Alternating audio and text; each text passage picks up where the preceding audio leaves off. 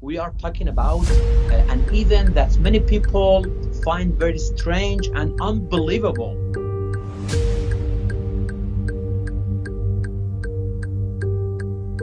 Yes, when Zainab, the sister of Imam Hussein, and Imam Sajjad, the son of Imam Hussein, returned from Damascus in Syria, returned to Karbala.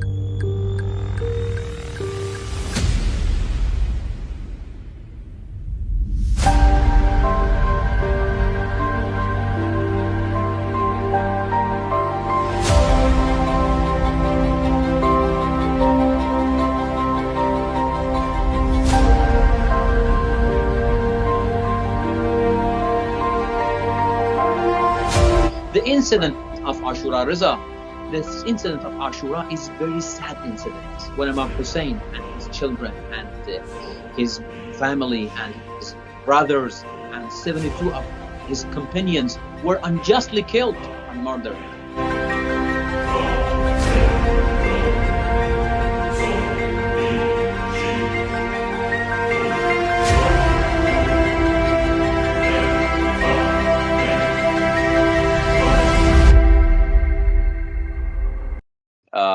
Sayyid Nazar Moussavi. I'm very honored and flattered to be here and talking to you, Sayyid. And I'm sure the viewers and listeners are very eager to know a little bit about you. So without any further ado, I'd like you to tell me a little bit about yourself, and we all like to know a little bit about yourself. Thank you. Bismillah ar-Rahman ar-Rahim, in the name of Allah, the most merciful. Assalamu ala al-Husayn wa ala Ali ibn al-Husayn wa ala awlad al-Husayn wa ala ashab al-Husayn. Thank you very much. You're welcome, my brother Reza. I'm Nizar Moussavi. I'm 38 years old and I have 3 children. And teaching in school, teaching in mosque. Alhamdulillah, I'm busy in the Islam, inshallah. Yes, I'm at your service. Thank you very much, Sayyid. So, the issue Arbaeen, and especially Arbaeen walk pilgrimage, has been a very controversial issue. We called Mashaya. Yes, we called it Mashaya. Exactly. Yeah, right. For the past 10 years, I had so many questions about Arbaeen walk pilgrimage, and I'm always looking for the right people to ask questions, to ask the questions that I have in my head. So I came to you because we have a mutual friend that introduced you to me, and I thought, okay, I'm calling Sayyid, and I'm gonna get some answers, okay? And there are so many things that I don't know, and I'm willing to know and willing to learn. So I came up with a couple of questions that I wrote down here, and if you let me, I'm gonna ask the first question from you, Sayyid. Yes, of course. I'm at your service. Yes. So my first question is that we have a walk pilgrimage that we have people coming in from all over the world, okay? And no matter the religion and no matter the ethnicity, people come from all over the world. And my first question comes to the relationship between Sunni and Shia community, and how they come here and they kind of combine and converge together and make this going, and they are very peaceful and they try to be together all the time. I want you to just explain me this. How is this relationship between Shia and Sunni in this walk pilgrimage? Thank you. Thank you for your question. Yes, it's a good question. For your information, there are many types of communication between people. Allah subhanahu wa ta'ala said, إِنَّا خَلَقْنَاكُم مِّن ذَكَرٍ وَأُنثَى وَجَعَلْنَاكُمْ شُعُوبًا وَقَبَائِلَ لِتَعَارَفُوا. We created you from male and female and divided you in tribes so you can know each other. People get to know each other in different ways. Some in work, some in hospital, some in travel, some in scientific subjects, some in daily transaction. Arbaeen is one of that way to get to know each other, considering that the incident of Karbala is historical event. So many people from different countries are present in this large gathering. By proud, they stood against the tyranny and oppression by remember Imam Hussein alayhi salam. So the Arbaeen ceremony reached its peak after fall of Saddam Hussein government, which did not allow pilgrims, people to make a visit Imam Hussein alayhi salam. So Sayyid, you were saying that we are chanting against tyranny, and oppression, and this is what people do. And you were saying, so what else? Yes. We witness people walking from their entire, but even from their own home to Karbala and Imam Hussein shrine. For a few days, they walking for a few days, Wow. Considering the distance between them and Karbala. They used to walk on the road by their foot, and some pilgrims used to walk from their neighbor country like Iran, from Mashhad, about 2,000 kilometers. They walking for a month or 40 days. We are talking about an event that many people find very strange and unbelievable, Right. Which makes many people in the world contact Shia and ask them some question. Of course, for your information, those who serve in Arbaeen are not just ordinary people. You can find doctors, pilots, engineers, and even rich people who serve with complete humility to pilgrims of Imam Hussein alayhi salam. This ceremony is not exclusive to Shia, but even Sunni and even Christian and other religion attend by this ceremony and express their devotion to Imam Hussein alayhi salam. Yeah, that is very interesting. Right, that is very interesting because I've been watching some throughout these years. For the past 5 years, I've been watching some documentaries, and that I see that like there are a group of like Christians and Jewish people from all over the world we saw it. Yes. Yeah, exactly. With their special, rod and uniform, they all come to just express their sheer humility and respect to Imam Hussein. This is wonderful. With humility, and so Imam Hussein is a symbol of resistance and fight against oppression. Muring gathering for crying and like this, muring gathering and scientific conference and political analyze, book reading consents, and create a film or series related an Ashura incident are part of this ceremony, this huge ceremony. They're not just walking, they doing like this, book reading contest and another. Another interesting and also amazing scenes in this season, Arbaeen, is that we see some people, although they are not in a good financial situation, but they offer everything they have for Imam Hussein's pilgrims. Some people sold their cars and paid it for pilgrims. Some of them moved their family pilgrims. Some of them, they have some cows and sheep. Give them as a food for pilgrims and visitor of Imam Hussein alayhi salam. Some women have gold. They give the gold as a gift for Imam Hussein alayhi salam pilgrims. Well, Sayed, I think you've pretty much covered the first question. So I want to move to the second question. So, of course, there is a difference between Hajj ceremony and Arbaeen, but I'd like to know the specifics about the difference between these two big, mass events. And well, Is Arbaeen the best Islamic mass gathering exists or not? That exists or not? And I'd like to know your perspective on this, your take on this. Okay, good question. Thank you. Hajj is a religious duty. Religious duty. Allah subhanahu wa ta'ala said, إن أول بيت وضع للناس للذي ببكة مباركا وهدى للعالمين.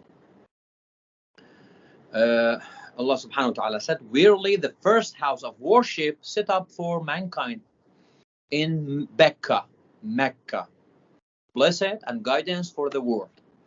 فيه آيات بينات مقام إبراهيم ومن دخله كان آمنا ولله على الناس حج البيت من استطاع إليه سبيلا. And pilgrimage to the house is duty upon mankind for Allah, who can offer the journey to do it. So Hajj is the religious duty. Since Abraham alayhi salam, God has made it obligatory for those who have the ability, some ability to do it, like financial ability, like physical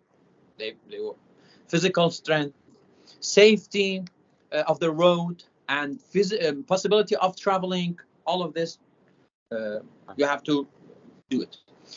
In the month of Dhul Hajjah, many Muslims perform Hajj to the house of God, Kaaba. And in other months, they perform Umrah. So, a large number of people participate in this Hajj from all over the world and carry out God's order by circumambulating, walking around Kaaba. We called it Tawaf, circumambulating the house of God, and praying in the holy place, walking between Safa and Marwa, standing in Arafat and asking for forgiveness from great God, from Allah subhanahu wa ta'ala. And other rituals. Yes, and stoning the symbol of Satan. Stoning the symbol of Satan, we called it Rajm. And then sacrifice in the way of God, and then shaving the head, and then again circumambulating, tawaf, doing tawaf, and praying. Final complete the Hajj ceremony by celebrate of Eid al-Adha. Finish it by Eid al-Adha. Subhanallah, like this Hajj we're talking about. Yes, like this in Arbaeen. We can see that an Arbaeen ceremony is also attended by million of people who love Imam Hussein and food. Imam Hussein alayhi salam, the son of the messenger of God Muhammad sallallahu alayhi wa sallam, who was murdered in Karbala desert by the worst people of that time, with a thirsty mouth, and his family. In fact, Imam Hussein was murdered 1 month after Eid al-Adha. Arbaeen ceremony is 40 days after this sad event. When Zainab, the sister of Imam Hussein, and Imam Sajjad, the son of Imam Hussein, returned from Damascus in Syria, returned to Karbala. They went to visit Imam Hussein's shrine. The incident of Ashura, Reza, this incident of Ashura is very sad incident, when Imam Hussein and his children and his family and his brothers and 72 of his companions were unjustly killed and murdered. Peace be upon them all. So we get to the point where we can distinguish these two movements. First one, Hajj, is obligatory, and you must have a specific situation where you can do that. But the second one is that is not obligatory. It's not budget. We called it mustahab, not obligatory. Yes. Yeah. But it has so many like physical and spiritual like items and those benefits. Who are unable to do Hajj, they are unable. They can't do Hajj. Even Hajj is not obligatory for them. Participate in this pilgrimage of Arbaeen, and go to Imam Hussein pilgrim with all humility and with all the difficulty, because in Hajj you can you can see restaurant, hotels, and transportation. All of them are available. But in Iraq, you're in a desert. Yes, of course. But in Iraq, in a country that has seen many years of war, and that people are still suffering from the hardship of that war, the people themselves serve pilgrim of Imam Hussein alayhi salam. Wow, that's amazing. In Hajj, population of people reached maximum of 2 million. But in Arbaeen, it has reached about 20 million people. 20 million population, yes. Big number. That's Hajj, like the population of a country itself. Yes. I said it's unbelievable for some people. Yeah. In Hajj, Muslim pray tawaf and Kaaba, and in Arbaeen, pilgrims also pray love prayer of Imam Hussein. In Hajj, there is Zamzam water. You know what's Zamzam water? Yeah, there's a well. There's a well there. Yes, at the spring, yes. Zamzam water is a spring when Abraham's wife, Hajar, alayhi salam. Right, yeah. Was alone with her son in Mecca, and she was thirsty. Zamzam water fluid under the foot of her son, Ismail. And they called Zamzam. But in Karbala, the blood fluid on the 6-month-old baby from Imam Hussein, Abdullah Radi Ali Asghar. The blood fluid on his hand, Imam Hussein alayhi salam. Pilgrims remember these sad memories and cry for it. In fact, it can be said, you can see Arbaeen is the largest Islamic and human gathering in the world, who stand beside the oppressed and against and fighting the oppressors. I'm at your service. If you have another question, I have. I think you pretty much covered the second question. Absolutely. Thank you. And so I'm gonna move to the third question, where we know that Khuzestan has been the gateway for people who are moving from Iran and so many other countries to Iraq to walk for the walk pilgrimage. So Khuzestan must have a role in this development, in the development of Arbaeen walk and all the movement. So what's the role of Khuzestan in this situation, in this story, in this walk pilgrimage? And I'd like to know your take on this. Thank you. Another good question, because we are living in Khuzestan. Yes, yeah. The country of Iran was in love with family of Prophet Muhammad sallallahu alaihi wasallam from the past. When Islam entered Iran, the Iranian people accepted it because they saw the religion, what they're looking for. Some people who say that is Iran accepted Islam by force, this is incorrect, because there were different religions before them entered in Iran by force, but the Iranian people didn't accept their civilization, nor their religion, nor their culture. When like Genghis Khan, Mughal, the Mongolians. Ahsan. Well done. When Islam entered Persia, people saw mercy of this religion and its consolation to the weak people, and obligation such as praying, fasting, and diving rulings. One of the best place in Iran is Khuzestan, which has different nationality of Arabs and non-Arabs. When Imam Ali bin Musa al-Rida, in Khorasan, alayhi salam, salamullah alayhi, passed from the Khuzestan, he stops in this province and spoke in words and ahadith that were, for guidance, the best example. Yes, Khuzestan was known for its culture and his history and farming, and as well as for its industries such as oil and such as petrochemical, and as well as ports for exports, you know. Right. And Yeah. even it was best symbol of resistance against occupation and tyranny, especially the wars that Saddam Hussein imposed on the Iranian people. For 8 years. Right. Do you know Imam Khomeini what said about Khuzestan? What did he say? Imam Khomeini said regarding Khuzestan, said Khuzestan has paid its debt of Islam, or another yes, Khuzestan had sacrificed it to Islam. Imam Khomeini said about regarding Khuzestan. Khuzestan hosts Arbaeen pilgrims from all the Iran, because it has a long border with Iraq, you know, which includes Karbala and the Holy Shrine.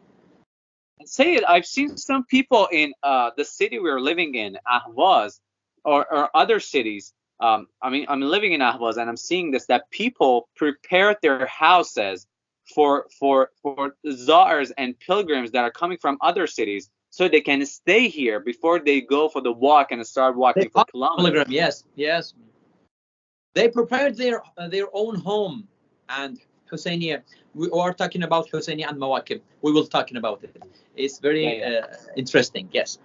Thank you very much. For visitors who walk from their home to visit Imam Hussein, Khuzestan is the best station for them to receive support and kindness and Husseini service. Husseini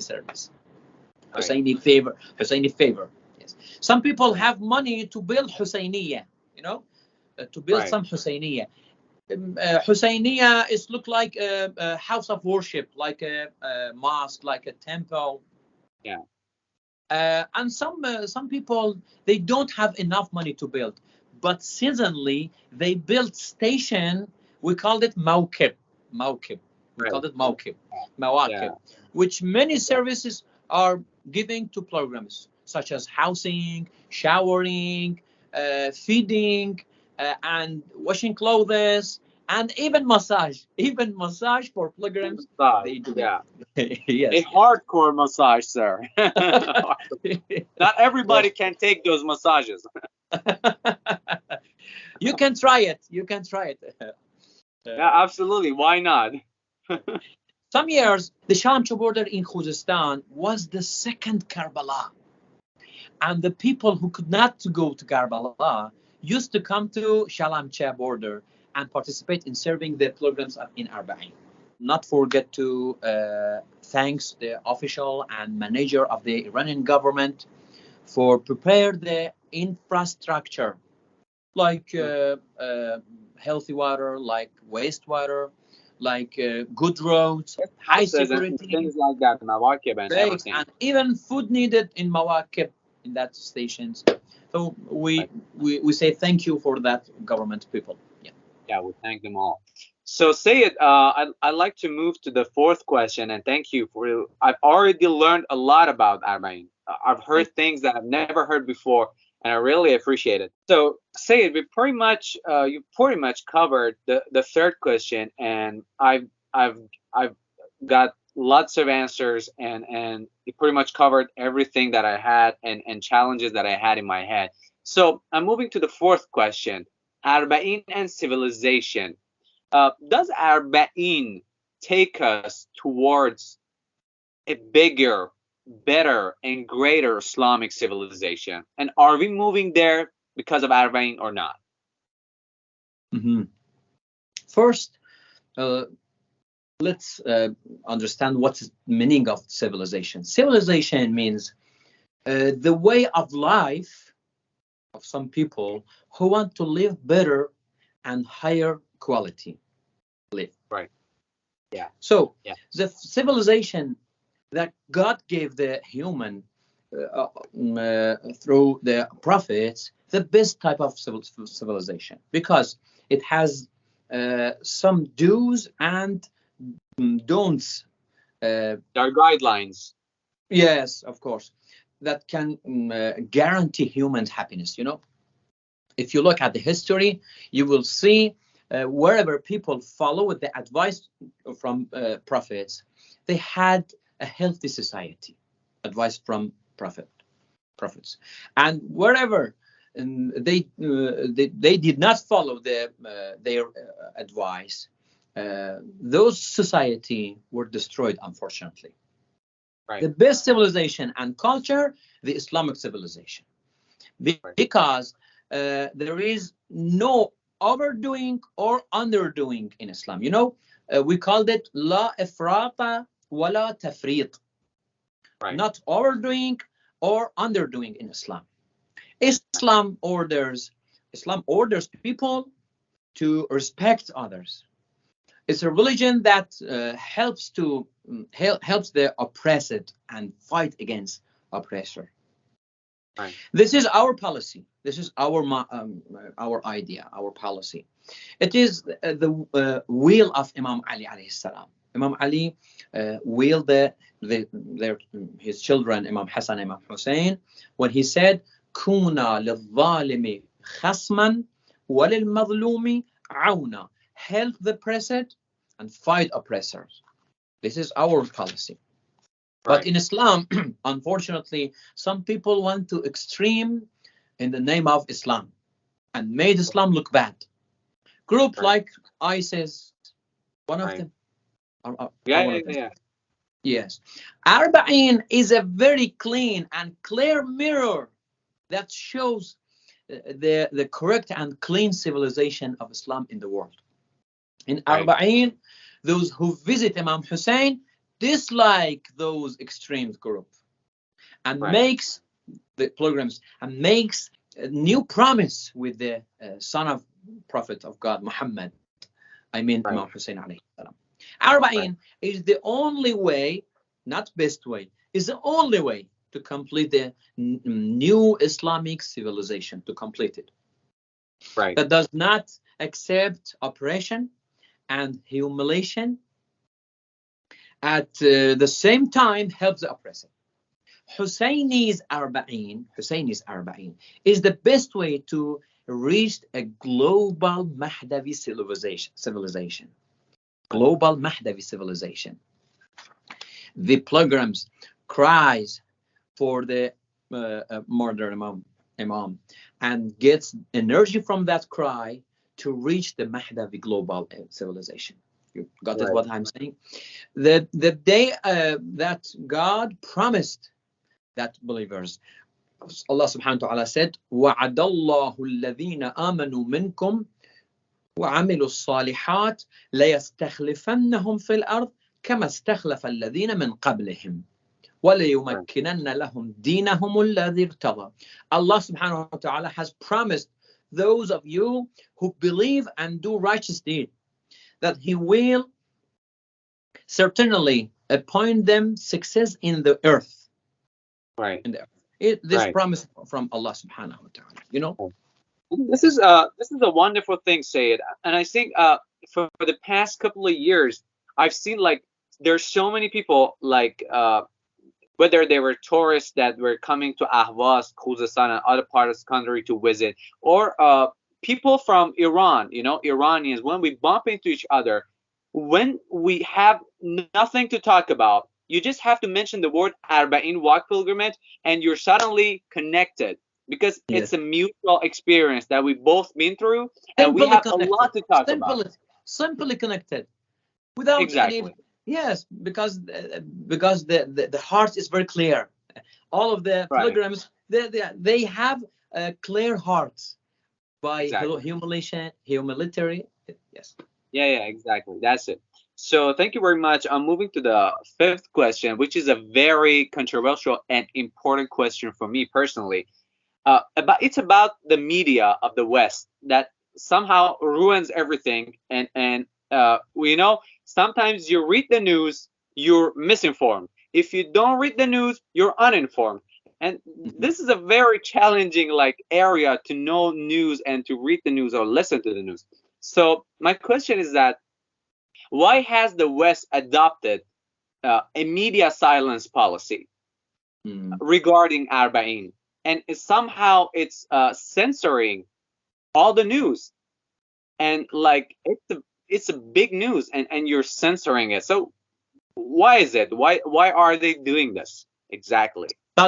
Suddenly, if an actor or player or celebrity has a small celebration in his own home, the media will broadcast it in the world, and yes, and but that becomes breaking news. But you're adopting a media silence for something big like Arbaeen.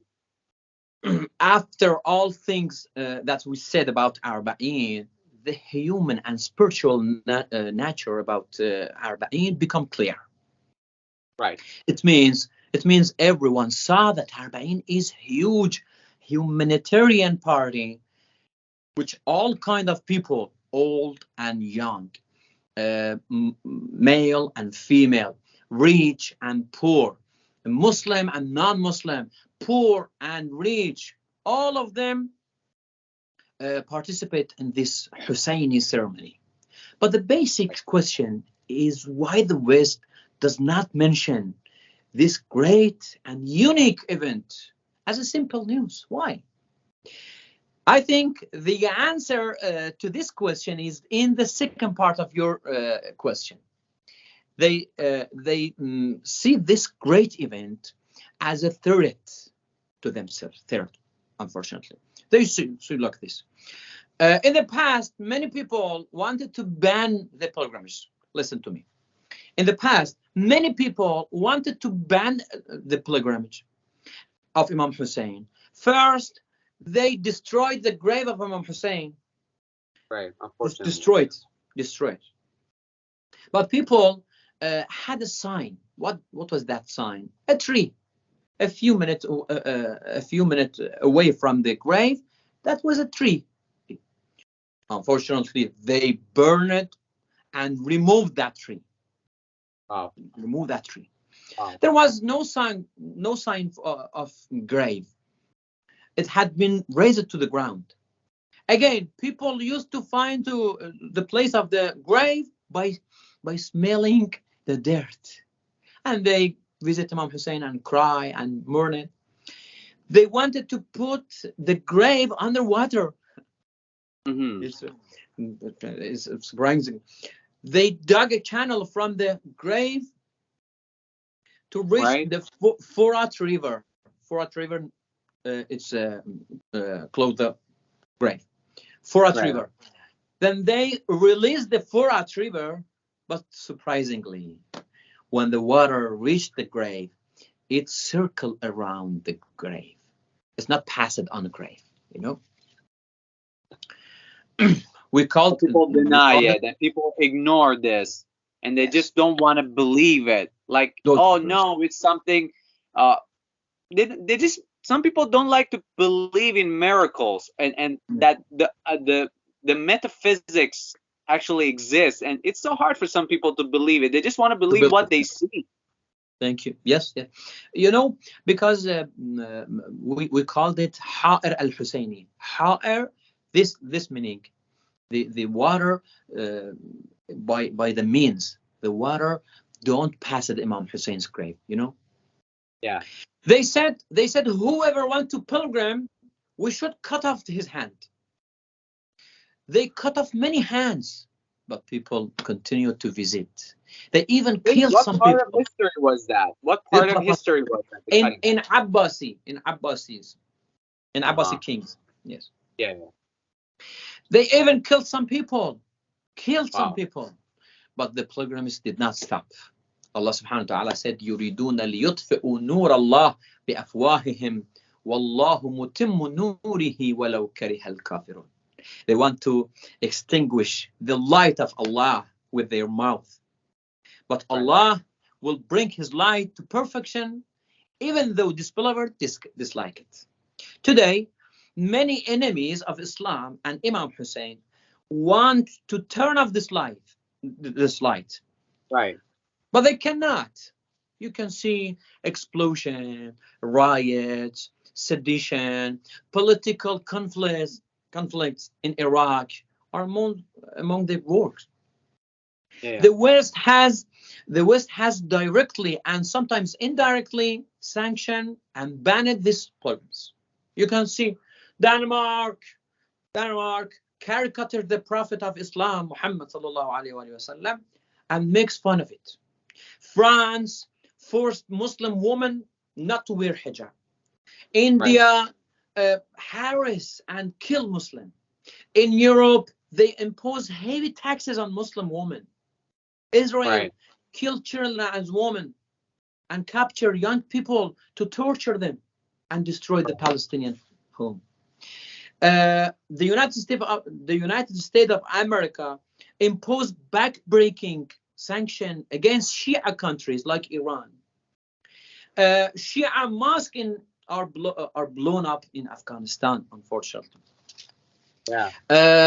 In Nigeria, Sheikh Zakzaki was imprisoned for many years because he introduced Imam Hussein for 1 million people or more. They kill real global hero.